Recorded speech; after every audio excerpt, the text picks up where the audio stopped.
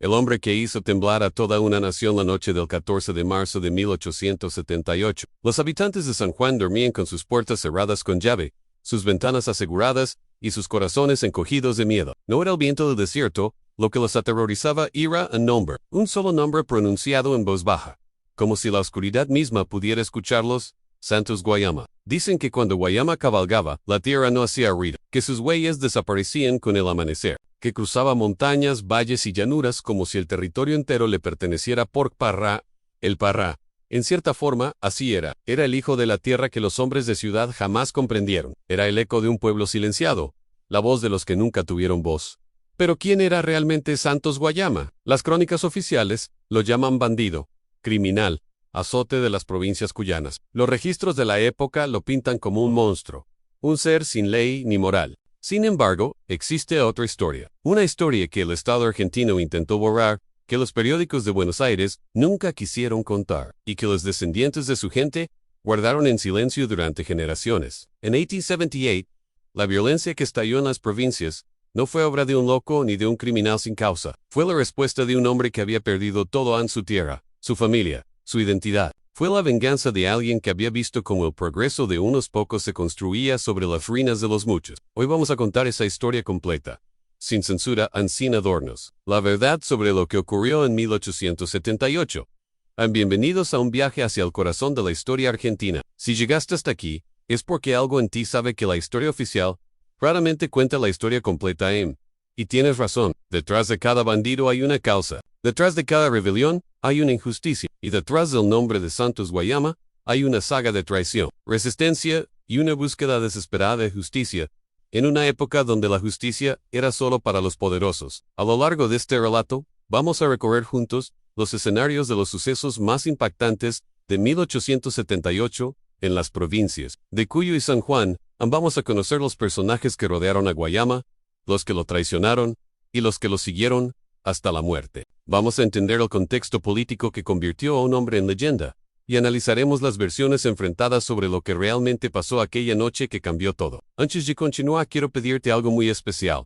Si estás viendo este contenido desde Argentina, desde Chile, desde Perú, desde México, o desde cualquier rincón de nuestra América Latina, cuéntame en los comentarios desde qué ciudad o país nos ves. Me encanta saber desde dónde llega nuestra comunidad. Y si este tipo de historia te apasiona tanto como a mí, no olvides darle like a este video y suscribirte al canal para no perderte ningún episodio. Cada semana traemos una nueva historia que sacude los cimientos de lo que creíamos saber. Ahora sí, apaga las luces, prepara tu bebida favorita y acompáñame, porque la historia de Santos Guayama está a punto de comenzar. Y te aseguro que cuando termine, nada volverá a ser igual. Para entender lo que ocurrió en 1878, primero debemos entender al hombre. Santos Guayama no nació siendo una leyenda. Nació siendo un niño huarpe, hijo de una tierra que los colonizadores llamaban inhóspita, pero que su pueblo había habitado y amado durante siglos. Creció en las áridas llanuras del Cuyo, entre la cordillera imponente y los médanos dorados, que se extienden como un mar quieto hasta donde alcanza la vista. Desde pequeño, Guayama aprendió a moverse en ese territorio como pocos hombres podían hacerlo. Conocía cada vertiente de agua, cada camino de cabras, cada cueva donde refugiarse del sol o de la tormenta. La tierra no era solo el suelo bajo sus pies, era su memoria, su hogar, su identidad, y era esa conexión profunda con el territorio lo que más tarde convertiría a las autoridades en sus enemigas juradas. La Argentina de mediados del siglo XIX era un país en construcción violenta. La llamada Organización Nacional implicaba, para comunidades como la de Guayama, la pérdida sistemática de todo. Las leyes de tierras favorecían a los grandes terratenientes. Los pueblos originarios y los mestizos pobres eran desplazados sin contemplaciones. Los que resistían eran perseguidos, los que huían eran cazados, y los que se rebelaban eran eliminados o convertidos en símbolos del caos que el Estado decía combatir. Guayama fue testigo de todo eso desde joven. Vio cómo hombres de ciudad llegaban con papeles y se apropiaban de tierras que nadie había escriturado, porque nadie había necesitado hacerlo, porque esas tierras habían sido de su gente desde antes de que existiera el concepto mismo de propiedad privada. Vio cómo los suyos los empujaban cada vez más hacia los márgenes, hacia los desiertos más inhóspitos, hacia la invisibilidad. Pero Santos Guayama no era un hombre que aceptara la invisibilidad. Era de carácter fuerte, de inteligencia aguda y de una voluntad que pocos podían doblegar. Quienes lo conocieron en su juventud Hablaban de alguien capaz de calmar un caballo salvaje con la voz, de orientarse en la oscuridad absoluta del desierto, sin brújula ni estrellas, de convencer a un extraño, con una sola mirada, de que valía la pena seguirlo. Esas cualidades lo convirtieron primero en líder informal de su comunidad, luego en referente de los desposeídos, y finalmente en el hombre más buscado de la región. No ocurrió de la noche a la mañana. Hubo un proceso, una acumulación de agravios, una serie de eventos que fueron empujando a Guayama hacia el camino que las autoridades llamarían crimen, y que él mismo probablemente llamaría supervivencia. Los primeros registros oficiales que mencionan a Guayama datan de finales de la década de 1860. Aparecen reportes policiales como sospechoso de abigeato, es decir, robo de ganado. NSAP, muchos hombres de las zonas rurales, eran acusados de lo mismo, cuando el ganado era la única forma de riqueza disponible, y cuando las fronteras, entre lo comunal y lo privado, eran arbitrarias e impuestas por la fuerza. El robo era muchas veces una forma de recuperar lo que había sido quitado. Para fines de la década de 1870, sin embargo, el perfil de Guayama había crecido exponencialmente. Ya no era un simple sospechoso en un reporte de comisaría rural. Era un hombre que aparecía en despachos gubernamentales, en notas diplomáticas entre provincias, en los editoriales de los periódicos porteños que lo describían como un azote que amenazaba el orden y el progreso. Lo que aquellos periódicos no contaban, porque no les convenía contarlo, era que ese orden y ese progreso habían sido construidos sobre la negación sistemática de los derechos de personas como Guayama, y que lo que se acercaba en 1878 no era un estallido de violencia irracional, sino la expresión inevitable de décadas de injusticia acumulada. La leyenda de Santos Guayama no comienza con un crimen, comienza con una injusticia, y esa es la diferencia que cambia todo. Para comprender los eventos de 1878, es imprescindible entender el escenario político que los rodeaba. Argentina vivía uno de los periodos más convulsionados de su historia. La llamada Organización Nacional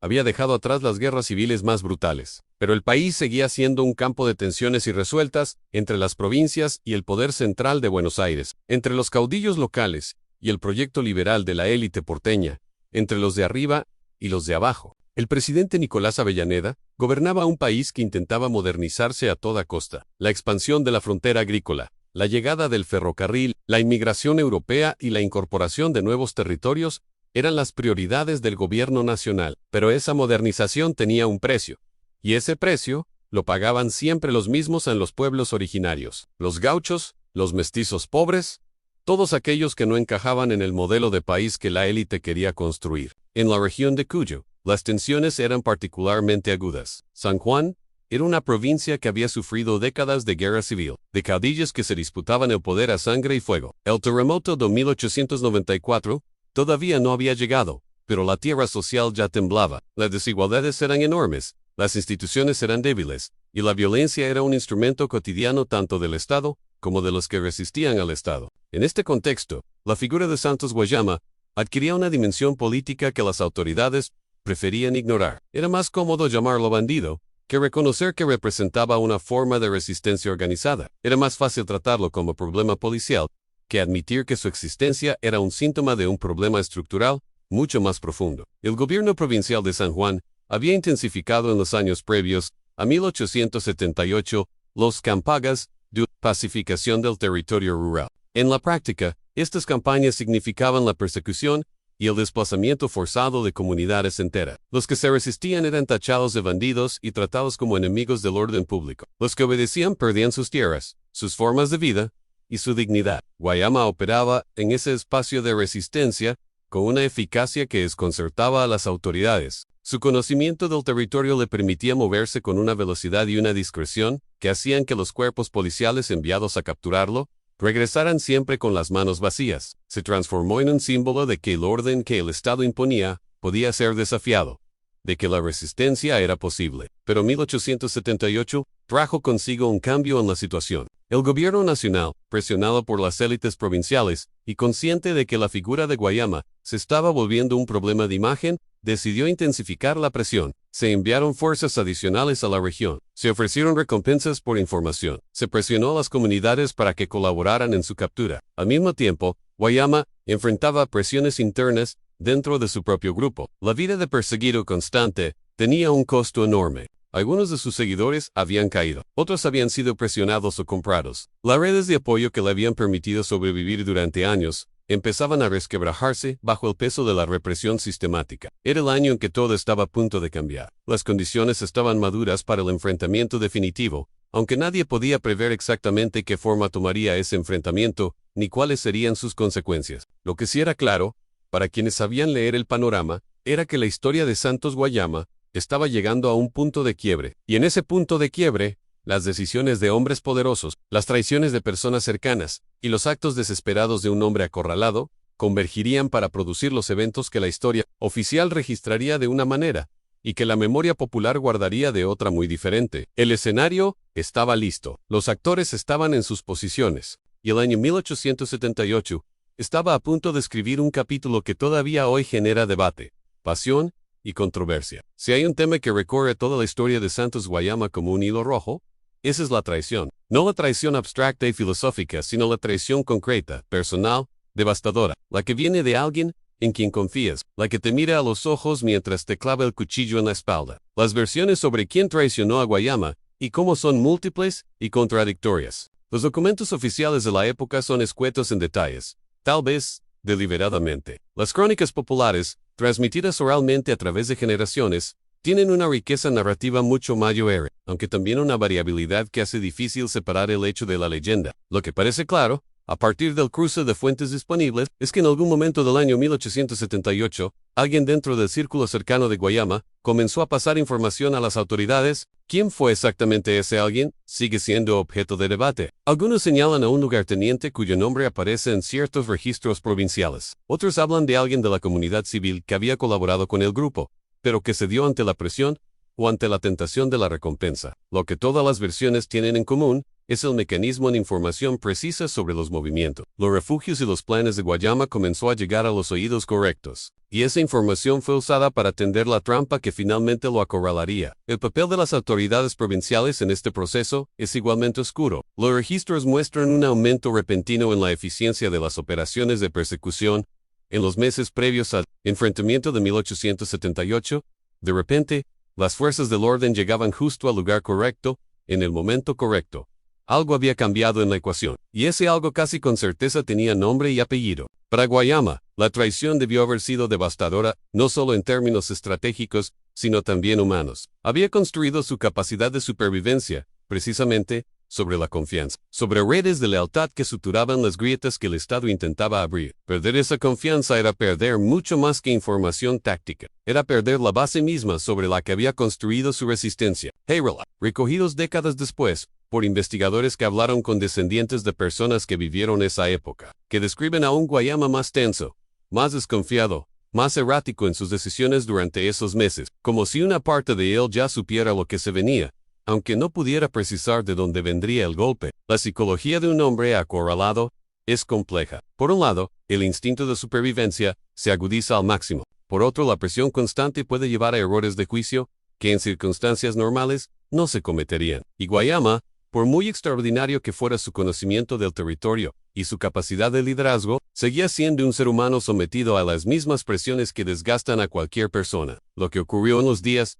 inmediatamente anteriores al enfrentamiento final de 1878 es objeto de múltiples interpretaciones. Algunos relatos dicen que Guayama intentó negociar, que envió mensajes a autoridades provinciales ofreciendo de poner las armas a cambio de garantías para su grupo. Otros dicen que nunca tuvo esa intención, que su código de honor no le permitía ceder ante los que habían destruido todo lo que le importaba. Lo que sí parece indudable es que cuando llegó el momento del enfrentamiento definitivo, Santos Guayama ya sabía que estaba rodeado, que las opciones se habían reducido drásticamente, que lo que había sido una vida de resistencia activa se acercaba inexorablemente a su capítulo final. Y ahí, en ese momento límite, es donde la historia se vuelve especialmente polémica, porque lo que ocurrió exactamente durante y después del enfrentamiento de 1878 depende enormemente de a quién le preguntes.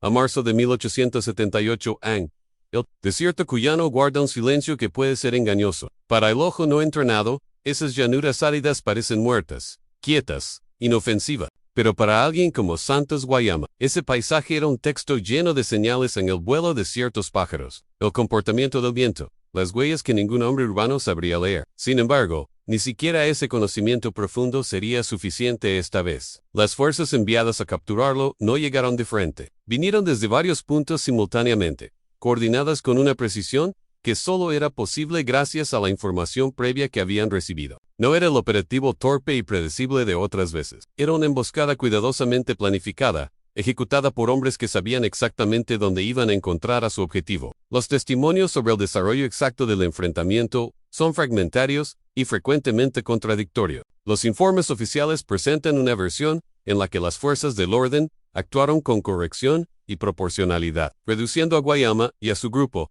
ante una resistencia que no dejó otra alternativa. La versión popular, la que circuló entre las comunidades rurales durante décadas, es bastante diferente. Según esa versión popular, el enfrentamiento fue precedido de una suerte de rendición parcial. Algunos miembros del grupo de Guayama habrían dejado las armas ante promesas de clemencia que nunca se cumplieron. La violencia que siguió habría sido, en esa lectura, no una acción defensiva del Estado, sino una ejecución encubierta. El exterminio deliberado de hombres que ya no representaban un peligro, pero sí un problema político. Es difícil, más de un siglo y medio después, establecer con certeza cuál de las dos versiones se aproxima más a lo que realmente ocurrió. Los archivos disponibles tienen vacíos significativos, algunos de los cuales parecen demasiado convenientes para ser fortuitos. La documentación que podría iluminar los aspectos más controvertidos de los eventos es escasa o directamente inaccesible. Lo que sí puede reconstruirse con cierta confiabilidad es el impacto inmediato del enfrentamiento en la región. El miedo que Guayama generaba en las autoridades era proporcional a la rapidez con que intentaron clausurar su historia. No hubo juicio público. No hubo proceso legal que pudiera convertirse en tribuna para sus ideas. La velocidad con que todo fue concluido sugiere que el objetivo era menos la justicia que el silencio. Para las comunidades que habían vivido bajo el ala protectora o simbólica de Guayama, el impacto fue devastador. No solo perdían a un líder o a un símbolo de resistencia, perdían también el relativo escudo que su presencia había representado. Ahora quedaban completamente expuestas a las presiones del Estado, sin nadie que pudiera o quisiera interponerse. La represión que siguió al enfrentamiento de 1878 fue sistemática. Las comunidades cercanas a la zona de operaciones de Guayama fueron sometidas a interrogatorios, a desplazamientos forzados y a una vigilancia que buscaba erradicar cualquier posible foco de resistencia futura. El nombre de Guayama fue deliberadamente demonizado en la prensa y en los registros oficiales, convertido en sinónimo de atraso, barbarie y peligro. Pero la memoria popular funciona de manera diferente a los registros oficiales. No puede ser controlada con la misma facilidad.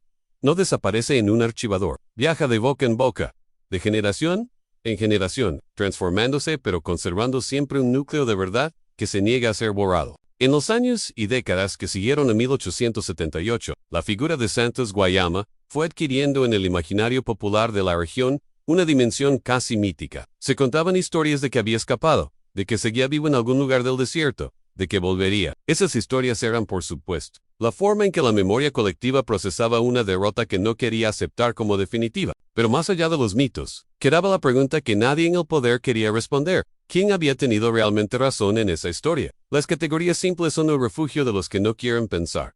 Bandido o hero, criminal o mártir, monstruo o leyenda. La historia de Santos Guayama se resiste a esas categorías porque la realidad que la produjo era infinitamente más compleja que cualquier etiqueta que podamos ponerle. Durante décadas después de su muerte, el nombre de Guayama fue usado por las autoridades y la prensa como advertencia. Era el ejemplo de a dónde lleva la insubordinación, el rechazo al orden, la resistencia al progreso. Era el espantapájaros que el poder construye para disuadir a los que pudieran tener ideas similares. Esa instrumentalización decía mucho sobre los miedos de quienes la ejercían y muy poco sobre el hombre real, porque el hombre real era producto de circunstancias reales. Y esas circunstancias tenían causas identificables en la expansión territorial del Estado argentino, la privatización de tierras comunales, la persecución de formas de vida que no encajaban en el modelo de desarrollo elegido por las élites, la violencia estructural de un proceso de modernización que no se preguntaba el costo humano de sus logros. A partir de la segunda mitad del siglo XX,